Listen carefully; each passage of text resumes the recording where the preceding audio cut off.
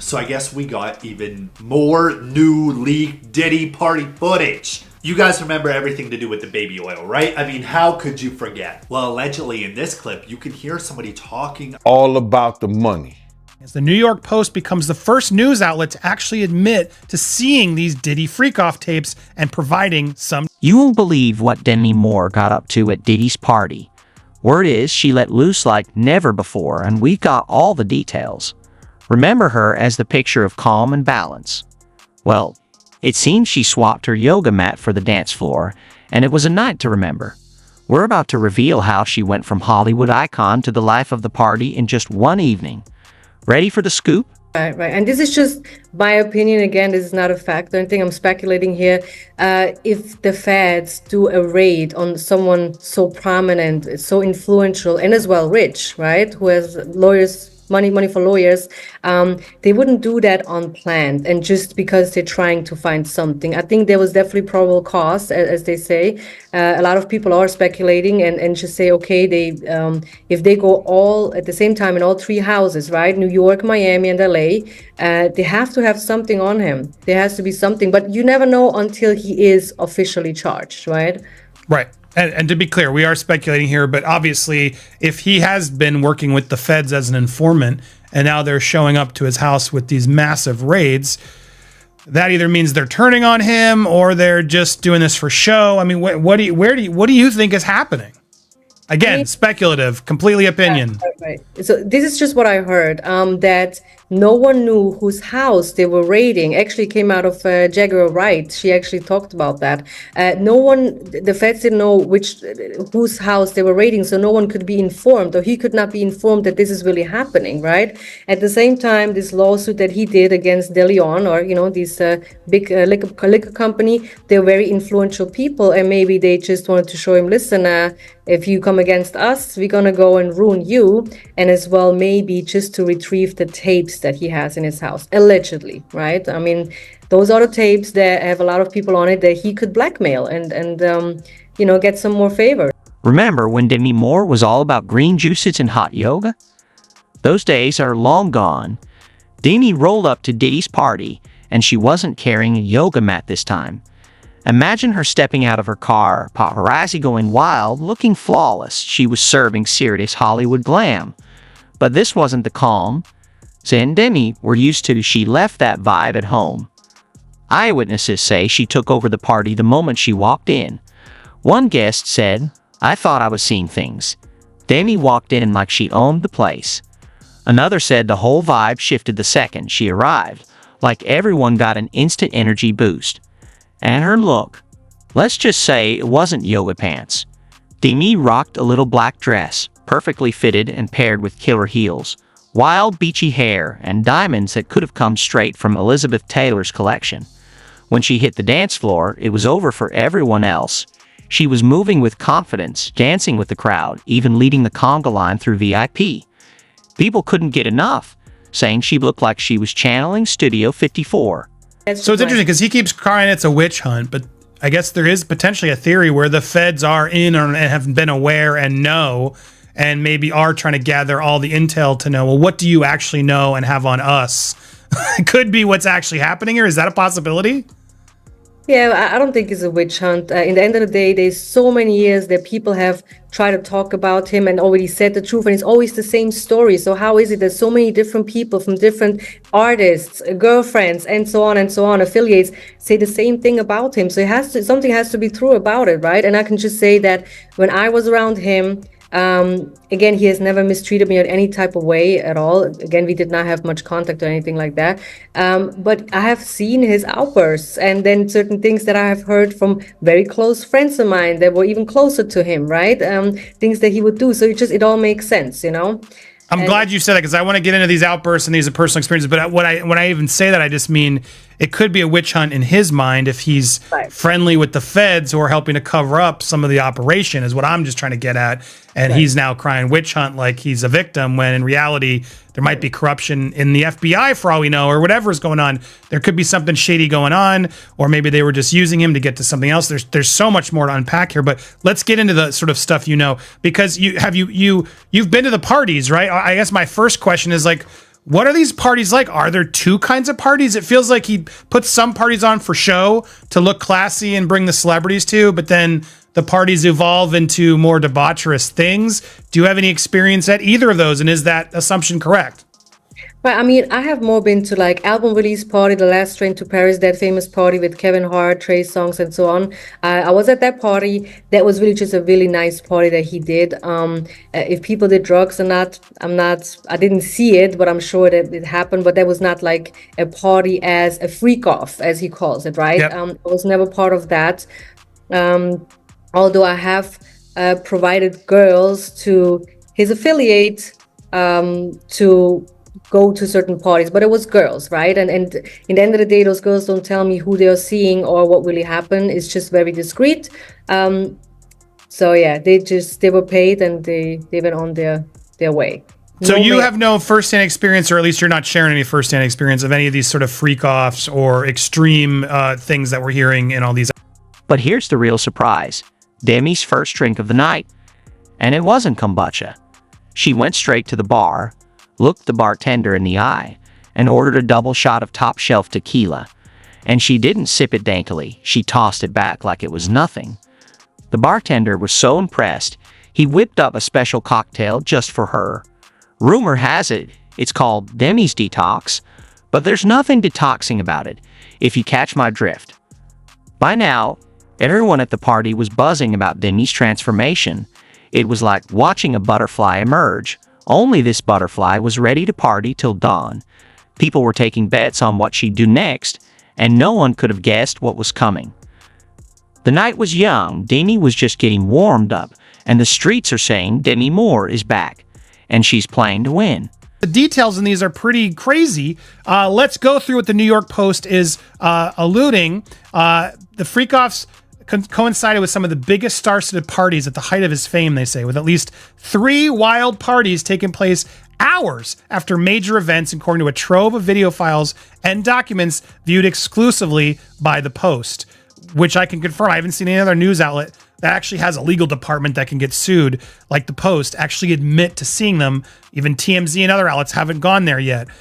These clips suggest that, we'll call it the big O, the O word, which federal prosecutors say sometimes involved women being, coerced, etc., to perform things, hours-long acts, were happening just below the surface as Diddy rubbed elbows with the biggest names in Hollywood music and sports. Now, again, they're saying this stuff happened at the same time, but they're not connecting any celebrities to these parties yet. And they make a point to do that again later in the article. In the early morning hours of August 29, 2005, the Diddy after party from the MTV VMAs was still going strong. Actress Eva Longoria chatted with Fergie in one corner, Ice-T, Quincy Jones, Jeff Gordon, Paris Hilton mingled with guests. They put a lot of pictures in here with these celebrities to almost allude to, see, they know. But it's clear they didn't, judging by this article. Combs had hosted the VMAs, and the after party was the hottest ticket in town that night. But one by one, the celebrities left the party, and there is no indication they knew about or were invited to what happens next. That's key here, guys, because again, were they involved in criminal behavior, coercing, threatening, all that stuff? That's what we need to know. If they were just having a party with Diddy and doing private acts, it's really none of our business. Now, I know some of you still want to know, but we're not going to tell you that. And that's what my previous video was about. Soon, the event moved from the inside at Space nightclub to Diddy's mansion. From there, it appears to have descended into a raucous ex-party, according to photos and videos viewed by the Post. By then, all the stars appeared to have gone, except for one, Diddy. They were replaced by a cast of fit young men and women, all in various stages of undress. Now, were they against their will? That's what we need to figure out. Unclear. The Post article doesn't really allude to that. They do mention this, though, as 2 white men took turns having relations with a young black woman who clearly had, let's say, substance of a certain color under her nose. Take that as you will. Diddy could be seen in the background wearing a white t-shirt with the words, "God's the greatest," the same shirt he's seen here. That he wore at the VMA's after party in various clips in the media. In another clip from that night, a couple has loud relations on a table as a group of well-dressed people stood around. Now, again, was this consensual? That's going to be the main point here. The post doesn't get into much detail, or seems to allude that they don't know. It seems like they must have. I assume the post would write it if they sensed otherwise, but who knows? The videos reviewed by the Post are part of the same archive that includes footage that appears to show Diddy having relations with a major younger male A-list star. That video has been shopped around for sale to news outlets by more than one purported seller. Now, again, videos reviewed are part of the same archive that includes. Does that mean they saw it themselves? It's a little unclear to me what actually they're saying here, and I don't. If you thought Demi's entrance was something, that was just a warm-up. When the DJ dropped the beat, she took over the dance floor like it was her personal stage. Demi was the queen of this jungle, and everyone else was just along for the ride. Now, here's some hot tea about who she was dancing with. You'll want to sit down for this. Remember that young guy she was doing the cha-cha with earlier? Word is, it was none other than Zac Efron. Yep, Demi was getting her groove on with Troy Bolton himself, and let's just say High School Musical has never looked this steamy. When the music hit, it was like Demi was possessed by the spirit of dance. She was moving in ways that would give J-Lo a run for her money. 1 minute salsa dancing, the next twerking like she meant business. People were looking around, wondering, is that really Demi Moore? Because this was not the Hollywood star we're used to seeing at fancy events. Let's talk about those dance moves, too. She was dropping it low, bringing it up slow, spinning, dipping, and throwing in body rolls that had everyone hypnotized. She even threw in a sexy version of the robot, and the hair flips. Beyonce would have taken notes. Demi was completely unleashed, and she was stealing the show. No. I mean, again, I just wasn't part of it, but I could see. Oh, okay, but you've heard. Yes, exactly. And I mean, again, I have girls provided to go to these parties, but I'm not going to ask them details because that's just something that's discretion, and that's on them. But was right? there ever any, like, this went too far? Because obviously consenting adults can be consenting adults, but from some of these allegations, there's stuff where it's like, whoa, there's not consent, and there's, people not of the right age. Did you ever hear any rumblings of that? No, because in the end of the day, everyone that has dealt with me in business or any type of way, anywhere where my girls went, it was definitely consent, and they were definitely of age. Whatever happens outside of that, I would never be part of it. But I could see that happen. Absolutely. It doesn't surprise you, but you have no experience with it. Understood. Okay. And then so regarding the freak offs, you're not under, they are believable to you, but you don't have any proof of how bad they've gotten. Now, all right, got you. Your experience with Diddy, though, you have met him. He seems like a nice guy, but then he also seems to have these outbursts. Have you experienced either of those scenarios? Yeah, absolutely. I mean, he would be happy in his party mode in the way that everyone knows him, like being the king of parties. And then he would turn around and just have an outburst and go crazy at everyone around him, right? More like staff, I would say. If he gets mad at the staff, then they're going to feel it. What, like, is it a lack of control? Is it just a power trip? Like, what is when you witness that in the moment, where do you think it comes from? So let's say something had to be done and it wasn't done, then he would just go over the top, angry, crazy, throwing things around, and people have to deal with that, You talk about earlier, the first part, we alluded to it, but the taping of everything. So that had been something you had heard that was obviously around the circles that people sort of knew and expected. Have you seen the NDA? Did you have to sign any of those NDAs that he provided? No, because I was always with the head of security and some people that are around him as well. Of course, I met Harf and a bunch of other like executives from Bad Boy, but there was never really like that. And again, I think I was not really the person they were probably going after, because I was literally at that time between 20 and 24. That was like the time when I was around them. So I was not really a person that they would be afraid of, right? I mean, I was a so-called immigrant. Right. They could probably easy to threaten you based on the activities you're doing for them, and obviously, so that's probably a little bit more. They felt safer around you. Right. And at the same time, you have to see they counted on the fact that I will be snitching, but I have not. And that's usually how it is, because obviously the feds come with a whole case against me, and they were right about it in the end of the day. I'm not saying I'm innocent. I was clearly guilty. So if I would snitch, then I couldn't say nothing about them, right? But I just decided not to snitch because that's not really the way how, if you mess up, you have to stand tall in that sense, you just have to deal with the consequences. And, but I think with a lot of people they probably dealt with that have snitched because they are big, there's just a long time that you probably have to sit in prison, Yeah. And then those people can't talk about it because obviously they have been rats themselves. The crowd was losing it. Absolutely no one saw this coming. A-listers had their jaws on the floor, influencers forgot to record, and even the wait staff froze mid-service. I even heard one celeb say, "If this is what Denny's been hiding, we've seriously missed out." The energy was electric, and Denny was the spark. Just when everyone thought the night couldn't get wilder, Denny leveled it up. With the music pumping and everyone on edge, she made a beeline for the DJ booth. People parted like the Red Sea, eyes locked on Demi as she climbed up there in her stilettos, ready to own the moment. And what did she do? She grabbed the mic and, without missing a beat, belted out the opening to Asterisk, It's Raining Man Asterisk, like she was auditioning for Asterisk American Idol. Asterisk. The crowd. They went absolutely wild. People were climbing on tables, hands in the air, singing at the top of their lungs. It was like a movie, but better because it was real. But if you think that was the end of Demi's night, think again, she was just warming up. The night was young, Demi was on fire, and she wasn't letting that flame go out anytime soon. Stick around, because what's coming next will leave your head spinning faster than Demi on the dance floor. Where your mugshots on your social, you wear it now sort of proudly. I mean, that experience, what was that like for you? Well, the thing is this, it's not that I'm proud of what I have done. This picture is before I got released and the experience that I went through. In the beginning, which I think most people do, they felt like, oh, yes, I got betrayed, but it was my fault because I have done what I have done, right? So I deserve to go to prison.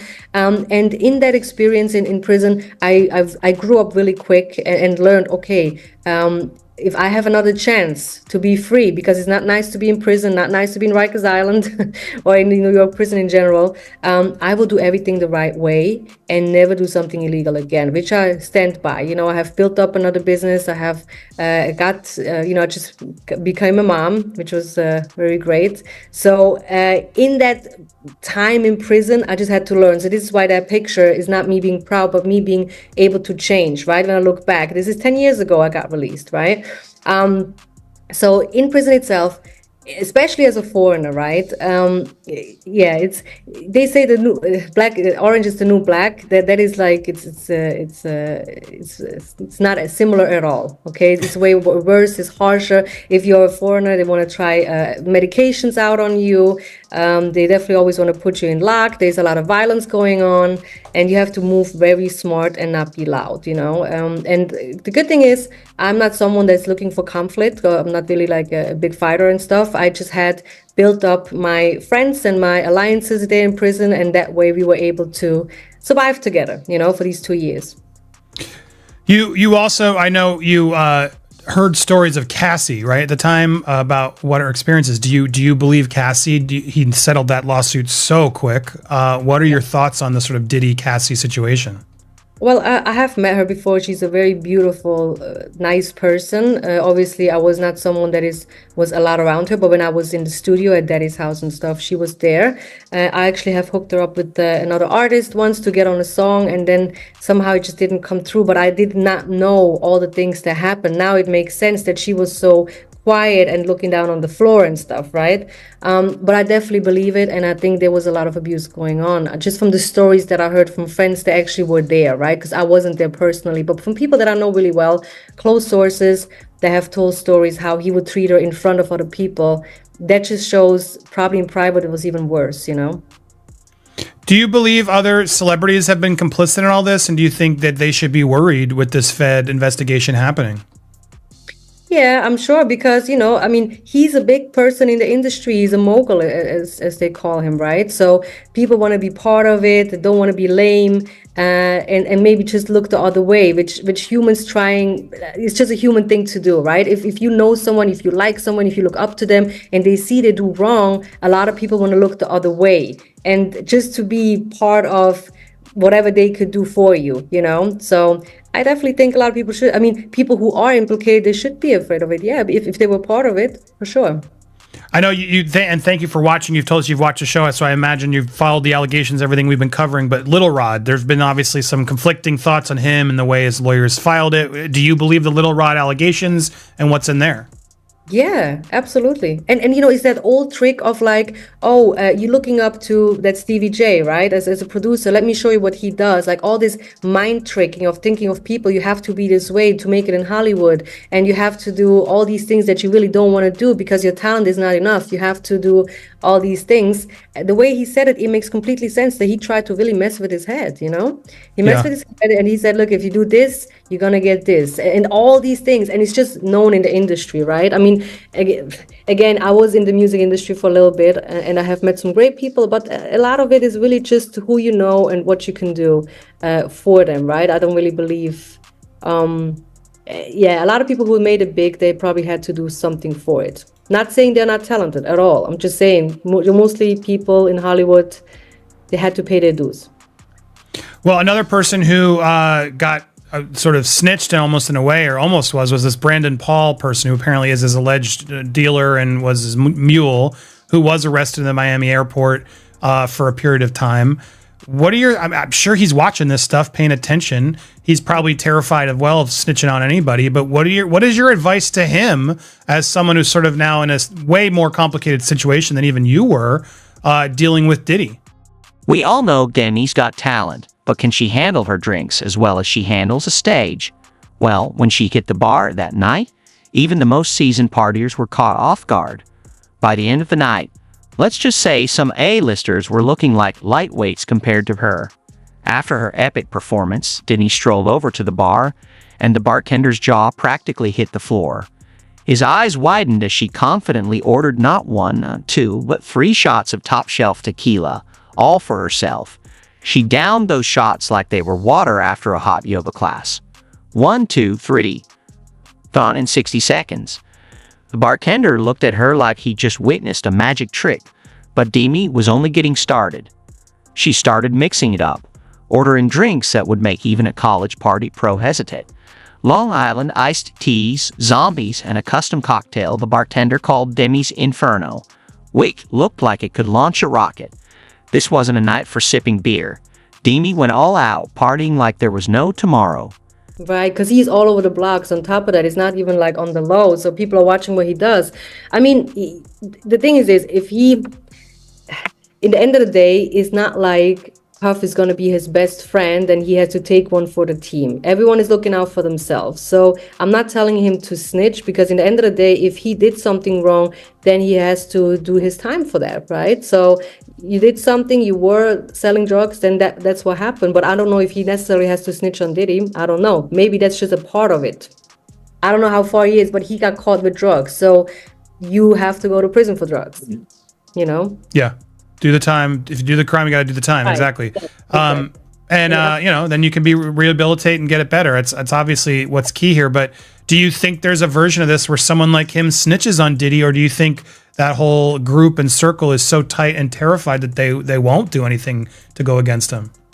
Well, the thing is this, now the feds have a lot of pressure on them to really make this case work or stick, right? So I don't know this man, but it seems he's a younger person, you know, who was impressed, of course, being around Puff and all that. So it's probably not too hard to put a little bit fear into him as a Fed, right? And say, look, if you don't cooperate with you, you're going to do 20, 40 years. Same thing they did with me. They said it's 25 to life that I'm going to get. And they're trying to scare you, right? But in the end of the day, he just should talk to a lawyer and get advice from a lawyer, and then take one step at a time, and don't get... just take everything what the feds say or trying to threaten him with, I don't say literally, maybe, I don't know. Because sometimes it's better to just sit down real quick before you say anything, talk to a lawyer, and not do anything else, right? But sometimes, I mean, like I said, I mean, they tried the same with me. I didn't talk to them, you know. I just said I want a lawyer. But was that was really a loyalty in you, or was there honestly fear more outweighing the other? No, I mean, again, I have dealt with different type of people, not a Puff. Some, let's say a little bit different people, right? But which I would never snitch on, ever. So of course it was a fear, but at the same time, in that moment, I didn't even think if it's 20, 25 years. I'm thinking like, how can I get out of this? Because it just can't be happening to me. I was so naive, right? I'm like, there has to be a mistake. Why are they coming after me? I'm the little person, right? But in the end of the day, when I understood a little bit more how this works, the system, and how is a favor for a favor, and people know each other, I had to play that for the best of my part, right? I mean, what do they want from me, and what do I don't want to give them? You know, it's a difficult question, but I'm just saying, if you get involved in something like this, you have to count on the fact that you will go down one day, and you have to do time, or worse, you might not survive. Who knows, right? Yeah, I mean, talk about not surviving. I hope we're trying to get in touch with Gene. Maybe you can help us connect. I know he's got a lot, but speaking of not surviving, there have been so many allegations regarding connections to Diddy's involvement with the death of Biggie and Tupac and others, the shooting with Shine. Do you think those rumors are fair? Do you think there's potential that Diddy was more involved in, those situations than he claims to be? Well, I mean, Gene is a whole lot more knowledgeable in that, and he's a good friend of mine. So he is around there. He knows all these things, and in the end of the day, it's been rumored for a very long time, right? I mean, we talk about this is like almost 20 years ago, more than 20 years ago. Yeah. So it's almost 30 years ago soon, and Keefe D, I think, got arrested for something, and then he said some sort of story, but he was on the pressure as well from the feds. I think somehow different people were involved, but that's just, again, I wasn't there. I would say Gene is the better person to talk about it, because he has just more knowledge of it. I don't want to say something that is not really true, but I think he is involved, because in the end of the day, how much money did he make when Biggie died? I think it was 600 million. Mm-hmm. With all the music that came out after that. And he always contribute, because he wanted to leave, I think, the night in LA. He's supposed to be in England. Then he didn't go there. There was beef in LA. Why would you go out there like that? It was all a little bit fishy and weird, So I hope everything will be solved, but maybe we will never know, Well, I can't imagine some of these people involved aren't watching these interviews. They got to be nervous about everything coming out. Any final thoughts or things you want to say to Diddy or that crew while you're here? No, I just think karma goes around, comes around. And obviously I did my time, and I deserved that. I had to do that time, which is fine. It gave me a lot of life experience. But for everyone, even very influential people, they're not God. One day they have to answer to God, and maybe that's just the time for them to go that way, that now is their time that they are going down. The crowd around the bar was buzzing, everyone's eyes glued to Demi as she worked her way through the cocktail menu. People started whispering, then chanting her name. Demi, Demi, Demi. It was like a rock concert, but Demi was the star asterisk behind asterisk the bar, and she loved it, blowing kisses and raising her glass to her fans. Just when it seemed like things couldn't get crazier, Demi took it up a notch. She jumped on the bar in heels and announced she was ready to take on anyone in a drinking game. The crowd went wild, pushing and shoving to get close like it was Black Friday, but for a chance to drink with Demi. Then, out of nowhere, Leonardo DiCaprio himself stepped up to challenge her. The crowd held its breath as the two icons prepared to go shot for shot. With each round, the crowd counted down, but as Leo started to look a little green, Demi was still going strong, tossing back shots like a pro. By the end, it wasn't even close. Demi left Leo in the dust, proving she's got a liver of steel. As Leo stumbled away, Demi stood triumphant on the bar, arms raised, and the crowd went wild, chanting her name louder than ever. But this wasn't the end of Demi's night. She was just getting started. Stay tuned, because it's only about to get wilder. Diddy always been the type of individual that wanted to have ups on the next person no matter what they was doing. Like,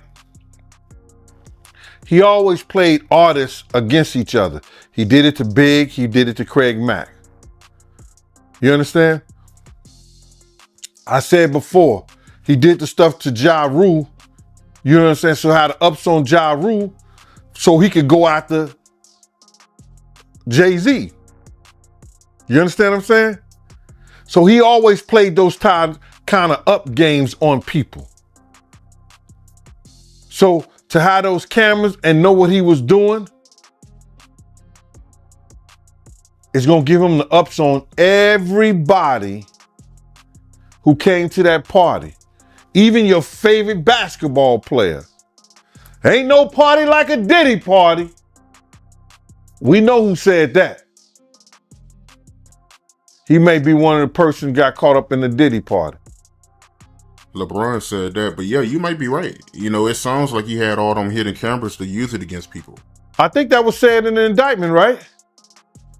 That was said in the indictment. You know, somebody, I think Dawn may have said that. I don't know for sure. And correct me if I'm wrong. He would, even if you didn't want to do something, he would tell the individual, well, I got you on tape doing it before. And the person would feel pressured in having to do something or come and do something at the party or be at the party because he already had him on tape right then and there. But what you think when you do it the second time? He's still gonna have you on tape. Those tapes is the one who's killing, because people don't understand this. Little Rod, he's taping for Diddy in some occasions. When he wrote his indictment up, when he wrote his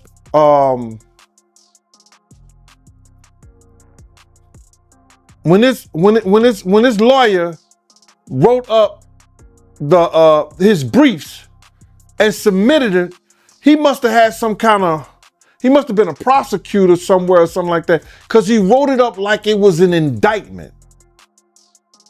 You understand? Saying all the stuff that had happened. Then people don't understand this. After he wrote it up and he had the tapes and everything, they sent that to the feds. The feds opened up a case on that. Everybody think it's happened. Oh, the feds looked at Cassie getting beaten, and then they just opened up a case. Nah. I think it was more so Lil Rob and them sending the feds that information. They put in a civil suit, then sent the other stuff over to the feds, and it read like an indictment. So they had to look at it because they see some crimes that was committed in that. And lo and behold, they do a raid on the house. So, to get back to your question, all the footage and everything that they have is going to either help, it's going to help them get some more people or get enough people just to hang Diddy. Hold up, you really thought Demi was done after that drinking game? Not a chance. As the party started to wind down, Demi was gearing up for the grand final. And trust me, it was asterisk everything asterisk. Just when people thought the night was wrapping up, Demi disappeared for a minute, and when she came back, she looked like she stepped out of another world. Let me paint the picture. She returned in a skin-tight, sparkling jumpsuit that shimmered like liquid diamonds. It was a mix of disco ball and superhero vibes, and she owned it. Her hair was pulled into a high ponytail that whipped through the air, and her makeup was next level. Smoky eyes and lips so red they could stop traffic. As soon as she walked back in, it was like the whole party hit the reset button. People who were ready to leave came rushing back in, foams in the air, ready to capture the moment. The vibe went from last call to the night is just beginning in seconds. Without missing a beat, Diddy went straight to the DJ booth, whispered something in his ear, grabbed the mic, and then, boom, the beat dropped. And let me tell you, no one was ready for what came next. He is reporting that at least 2 new people plan to cooperate with the feds, and they're willing to testify in front of the grand jury. All right, join us now with the details. Charles Latabaudier, TMZ executive producer. Charles, thanks so much for being here with us. Obviously, it's been a very busy week in this case. What's the latest with the investigation? Yes, Steve and Bianca, as U.S. Attorney Damian Williams promised earlier this week, he said this is an ongoing investigation and that they will be speaking to more people. We found out that these 2 individuals, and we have actually spoken to one of them. They are both sex workers, currently sex workers. One of them says that they had an interaction with Diddy in 2014, and they are willing to tell the feds what they know about that interaction. And another one said that they are willing, and not only willing, but have been subpoenaed to go before the grand jury. So the second person could end up going before the grand jury. At this stage, they are just going to be interviewed by prosecutors. Clearly, they're trying to figure out what these other witnesses know and how they can help them convict Diddy, and that's the name of the game at this point for the feds. Yeah. The question is if there is going to be a jury, because yesterday you reported that a former warden had a warning for Diddy that he should watch his back in prison. Yeah, look, this is, he's going to be in this at Brooklyn, MDC Brooklyn. Who knows? It could be up to a year before this trial begins. And obviously, they're going to be, his attorneys have said that they're going to try to get him moved to a different facility. But for now, he's in there. And what we've been told by a former warden is he's a target. That's the fact of the matter. And that's why they have him in a solitary part of the jail, because they don't, he becomes a target because it's like what we've been told, it's like a badge of honor that if you were able to inflict some violence on Diddy, that gets you score points with other inmates. So that's a situation that obviously the jail officials do not want to happen. So they're going out of the way to make sure that doesn't happen. He is in a really, can you imagine like the lap of luxury that Diddy's been used to for decades now, and then just like that, he is now in this jail, and unless they can get him bail at some point, he's going to be behind bars for quite a long time. Just briefly, what's going on behind the scenes in Hollywood? All these people who partied with him, who might be on these hidden tapes. What level of panic are you hearing from all these people we know who associated with him over the years? I will tell you, Steve, we are not hearing any panic because no one, and this has been true since the raids, really, nobody who we know, people who we know Diddy. We've seen them at his parties, and I'm not talking about the freak-offs. I mean, we haven't seen any of that video, though. Remember, the feds say they do have video that they seized during the raids from those freak-offs, so they know who the celebrities are if they're already involved in the freak-offs. But we've seen plenty of video over the years of Diddy's very public parties, and all of those people, they're not saying anything. They haven't for months.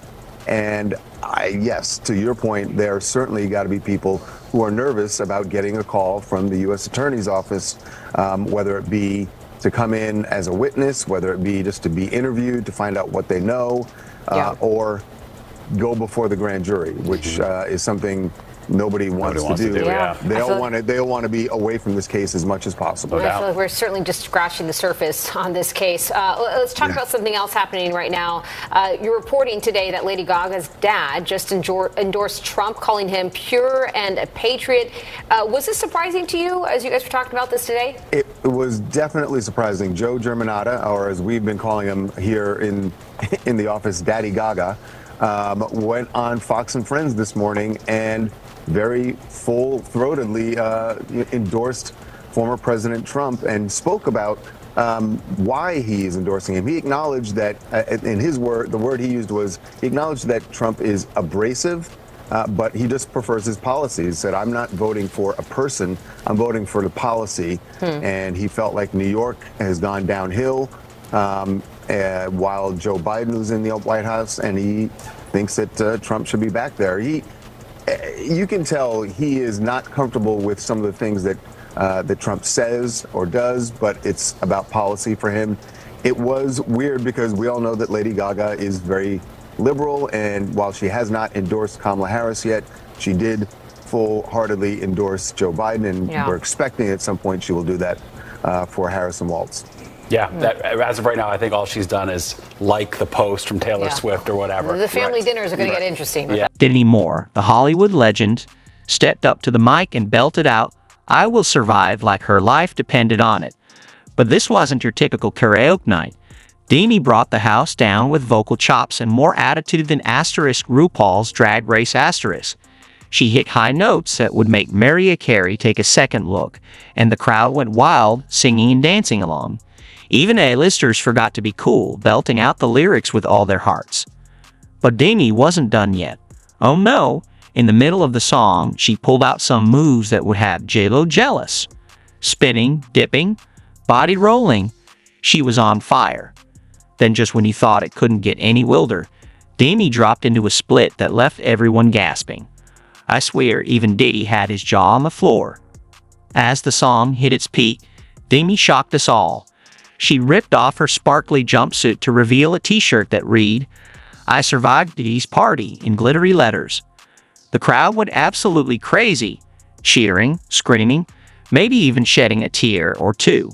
And just like that, Demi dropped the mic, winked at the crowd, and strutted off the stage like she owned it.